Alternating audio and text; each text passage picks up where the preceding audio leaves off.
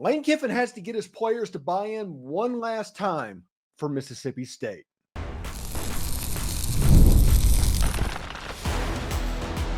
You are Locked On Ole Miss, your daily podcast on the Ole Miss Rebels. Part of the Locked On Podcast Network, your team every day. Welcome to the Locked On Ole Miss podcast, your daily podcast on the Ole Miss Rebels, part of the Locked On Podcast Network, your team every day.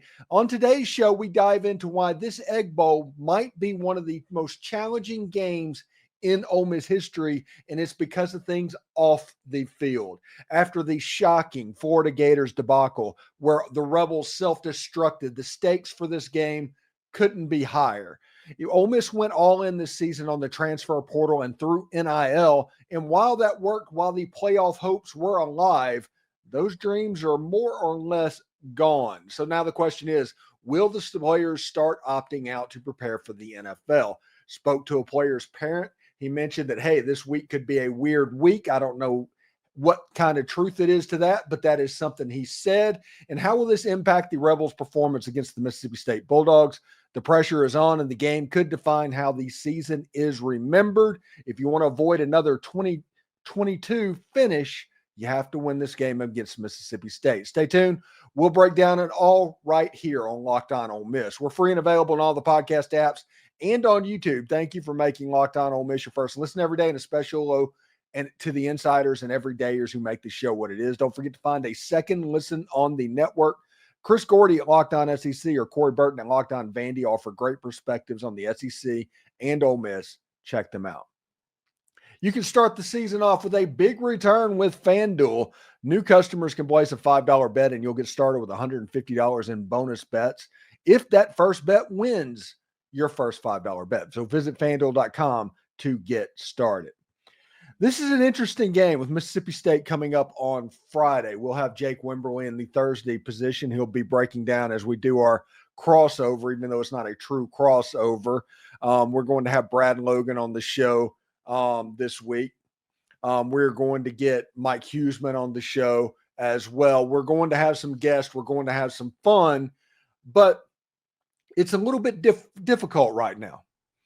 Even for people that's producing content, it's a little bit difficult right now because of what happened against the Florida Gators.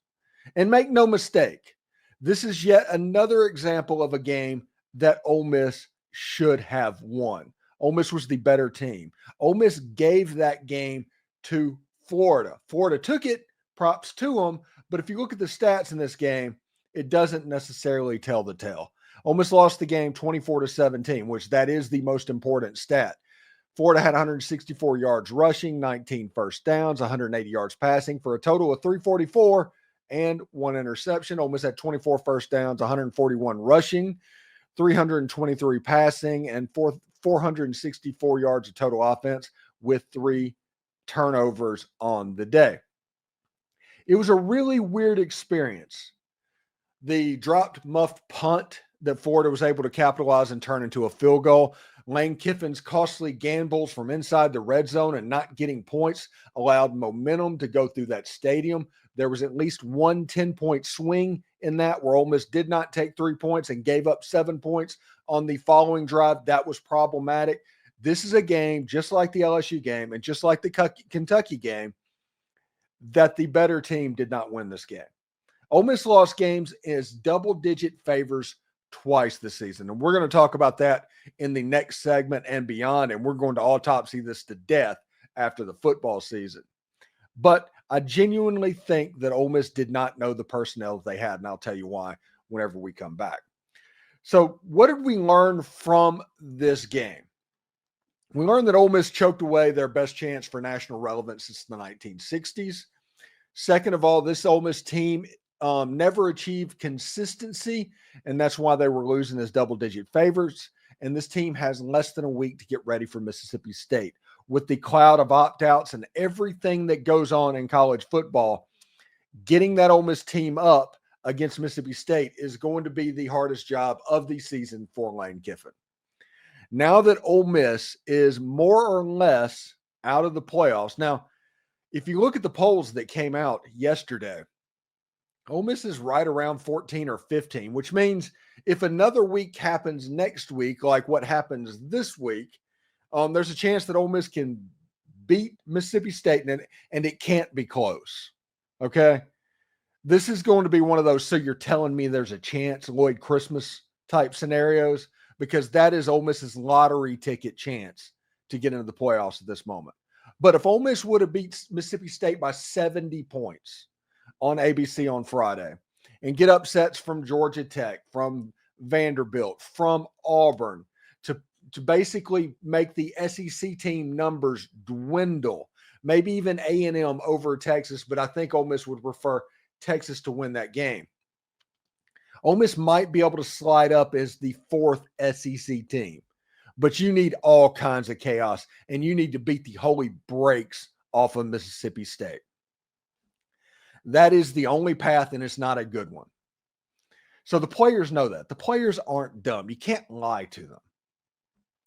They're thinking about their NFL career. Somebody like Walter Nolan, Princely and Monmielen, who against Florida actually went up in the stadium after somebody, got escorted off the property by the Florida State Police. And it was not a good look. The whole day was just a bad day for Ole Miss. But those type of players are looking towards the next level right now. I've called this era the mercenary era of college football, and I have for 3 years.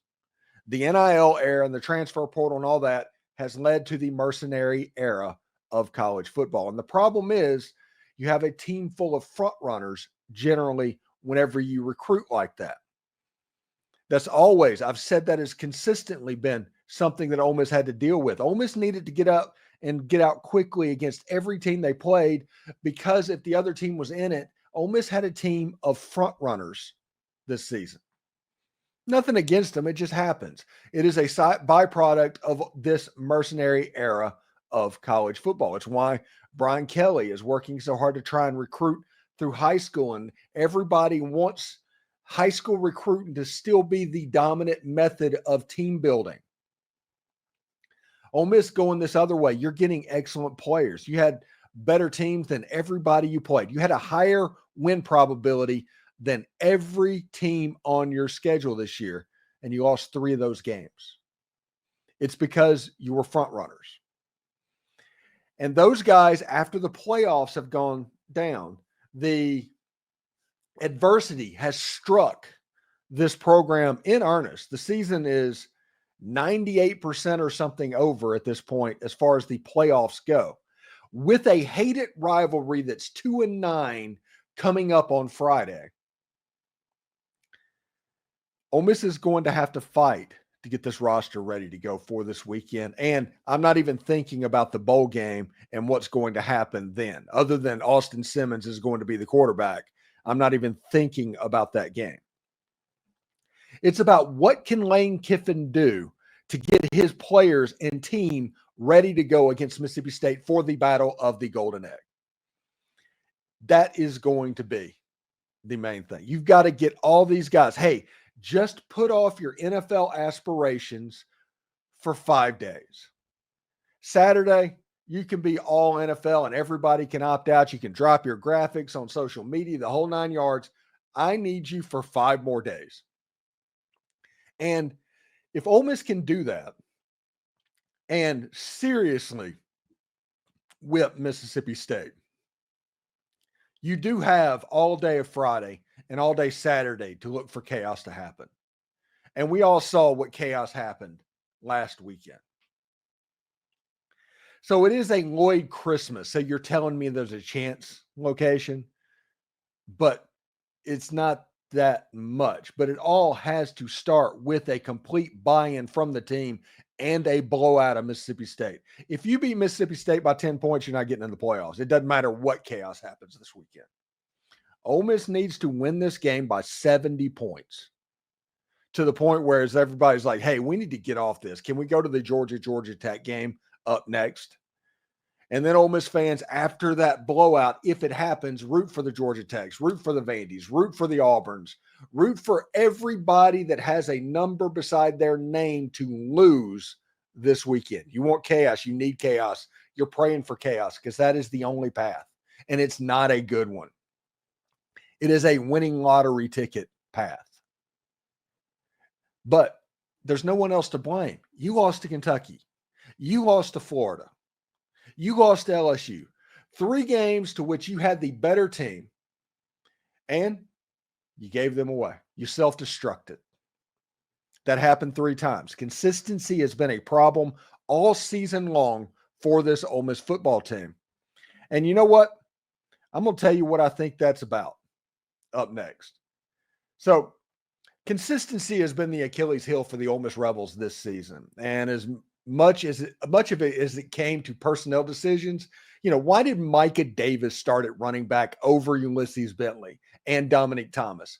Why was the offensive line consistently shuffled over the course of the season? Could Lane Kiffin's no depth chart spring and kinder, gentler fall camp be to blame?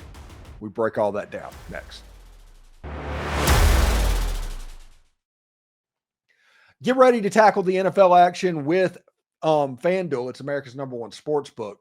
Because right now, new customers can bet $5 and get $150 in bonus bets if you win. Right now, Ole Miss is a 26.5-point favorite over the Mississippi State Bulldogs in the battle for the Golden Egg, and I'm a little bit worried about how this team is going to react after that Florida debacle. The FanDuel Sportsbook app gives you everything you need to place those live bets on the NFL all in one place. So when you get a hunch in the middle of the game, you can check out the latest stats, view live play-by-play, and so much more on the same page where you place your bets. Just visit FanDuel.com to join today. You'll get started with $150 in bonus bets if your first $5 bet wins. That's FanDuel.com. Never waste a hunch and make every moment more with FanDuel. It's an official sportsbook partner of the NFL. This episode is also brought to you by College Corner, your one-stop shop for all things Ole Miss. Game day is just around the corner, and this week, Ole Miss fans are rocking Navy for the Battle of the Golden Egg. So head on over to College Corner to pick up your perfect game day gear. Whether you're gearing up for football, basketball, or baseball, College Corner has got you covered. They're located off of Sisk Avenue, right across from the new Chick-fil-A, and getting to the stores at Breeze, and it has plenty of parking. For those of you out of state, no worries. Visit collegecornerstore.com where they turn around orders lightning fast. Trust me, this just isn't a pitch. College Corner is where I get all of my Rebel gear. So visit collegecornerstore.com or stop by the College Corner today. So the #1 enemy of Ole Miss football this year, the biggest rivalry in all of sports, and I've said this multiple times on this show, is Ole Miss versus playing a clean game. When Ole Miss plays clean, there was nobody in the country that could beat them. When Ole Miss did not play clean, there were a lot of teams in the country that could beat them. And degrees of not playing clean allows teams like Kentucky and Florida to beat you. Now, Florida has gotten better at the end of the year, but let's just be real about what's going on. Ole Miss had the advantage at nearly every position group and managed to lose that game. Why? Well, they got a little bit too cute. They got some personnel problems that were just baffling. They didn't play players that we thought they should play. Whenever Trey Harris was available, the offensive game plan seemed to act differently when he was not than when he was not in the game. Why was Ole Miss struggling so much when Trey Harris went out? When Ole Miss just played 2.5 games without Trey Harris and they were fine. That was weird. Jackson Dart on those final 3 series and all that, when the chips were down, 3 and out, interception. That was a legacy game. He could have made his statue level drive. He was not able to do that on the road in Gainesville. This team was legitimately a team of front runners this year. When things went well at the beginning of the game, they were good to go and they handled it. When things did not work, there was almost like there was no plan B. It happened against Kentucky, LSU, and Florida. This Ole Miss team, as it sits, just didn't look right from time to time. Looked discombobulated. Had several personnel issues that have been very unlike Lane Kiffin over the course of these first few years. In fall camp, you're talking about, hey, we're still trying to figure out the best 5 offensive linemen. And honestly, we just don't know. So we're just lining them all up and see how it shakes out. And this offensive line was not ready over the course of essentially the whole season. They got to the point where they could pass block pretty well. But overall, they were not an effective unit as an offensive line this season. This was one of the worst offensive lines that Lane Kiffin has fielded at Ole Miss.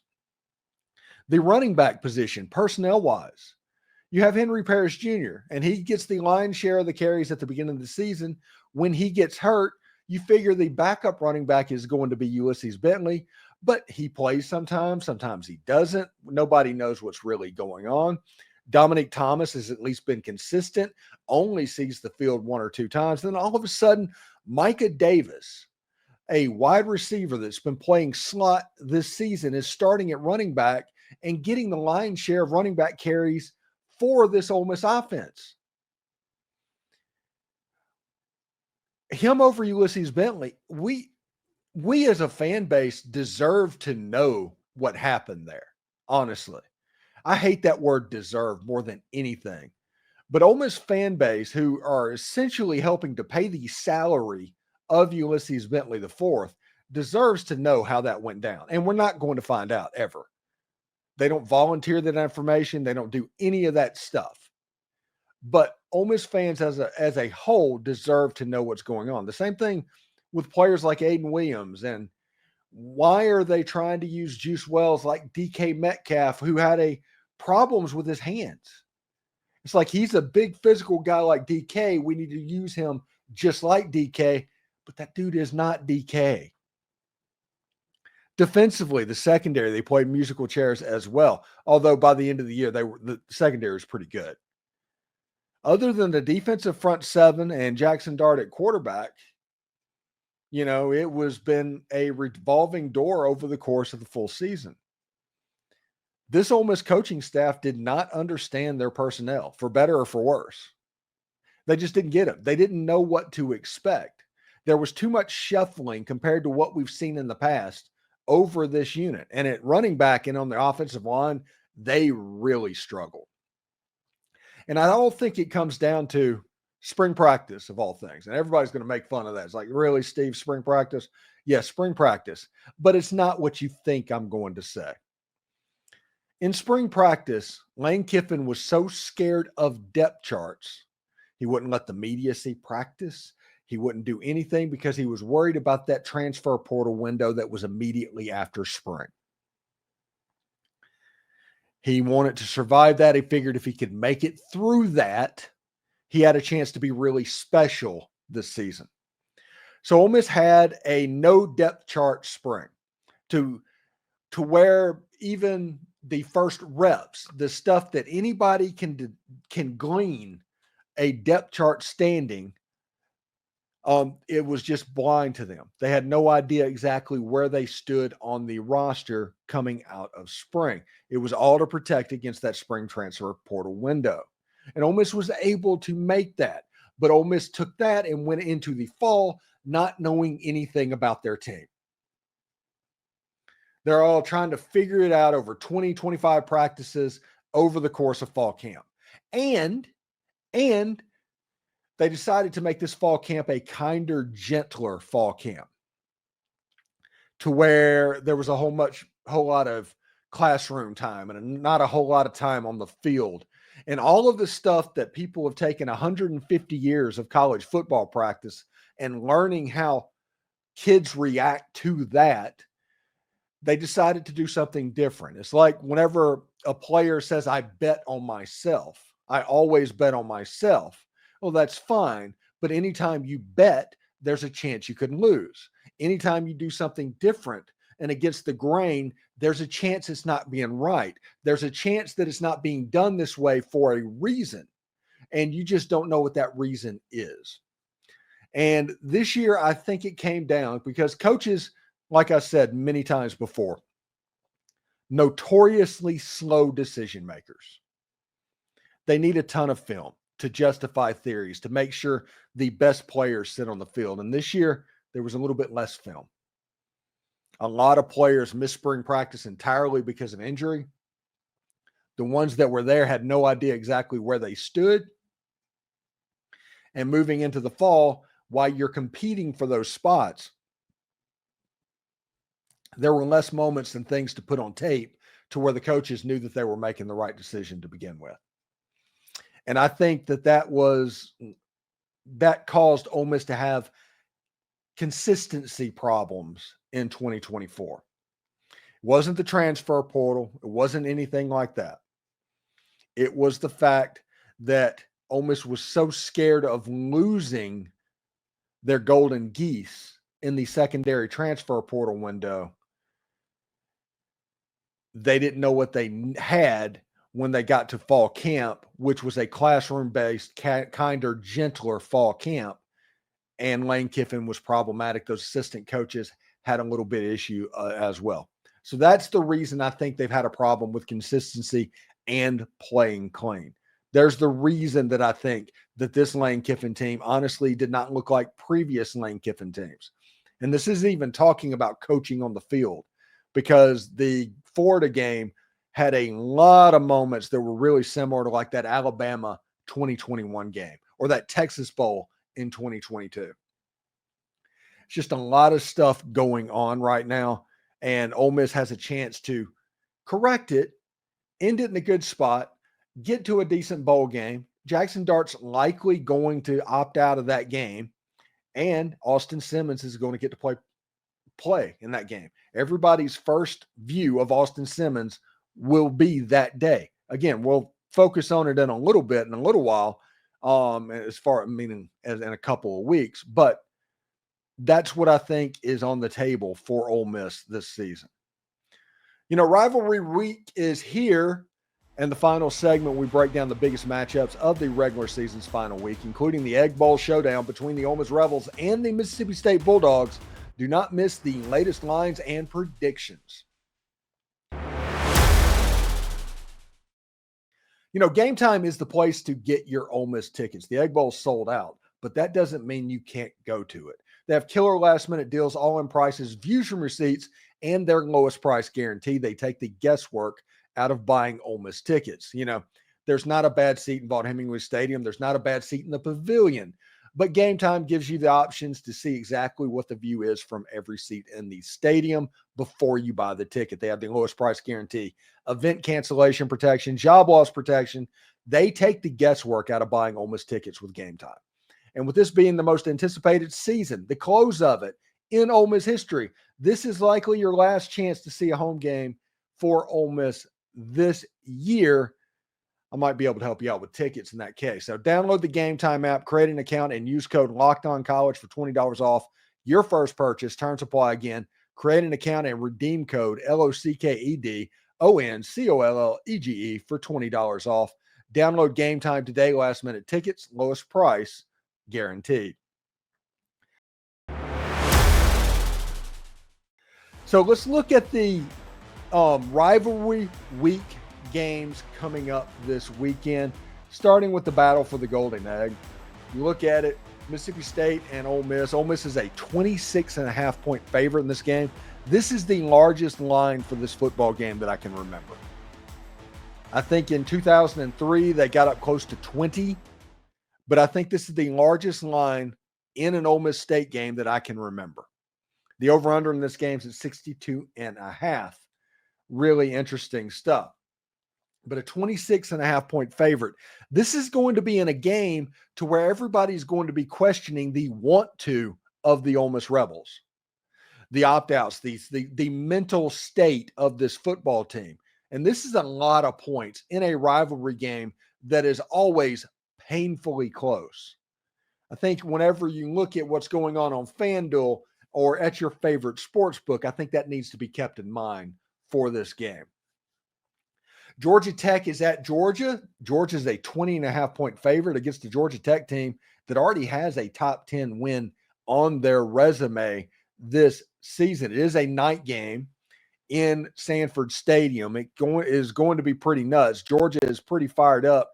They are the first team that has clinched their path to the SEC championship game after not even being in the playoff poll 2 weeks ago. So everybody don't freak out if you're not in it or whatever, because it shows how quick it can move around. But Georgia's a 20.5-point favorite. Georgia Tech is going to be up for that game. But if you're an Ole Miss fan, root for chaos in that game. South Carolina is at Clemson. Clemson is favored by 2.5 points. This is going to be likely a pretty good football game. South Carolina is playing about as well as anybody in the country. Clemson is 2, I guess. Clemson favored by 2.5 points. It should be interesting. Obviously, root for South Carolina in that game because Ole Miss has the head-to-head over South Carolina. Again, you want chaos. Anybody with a number next to the name, you're rooting against them. Louisville's favored by 3.5 points over Kentucky. Kentucky needs to beat somebody. Kentucky played a freshman quarterback against Texas that honestly didn't look horrible. We'll see exactly how that goes. Kentucky and Mark Stoops, they've had a pretty good run over the Louisville Cardinals over the years that he's been in Lexington. Tennessee's favored by 10.5 points at Vanderbilt. This is a big game. Ole Miss fans, again, root for Vanderbilt. You're rooting for chaos and against anybody that has a number next to their name.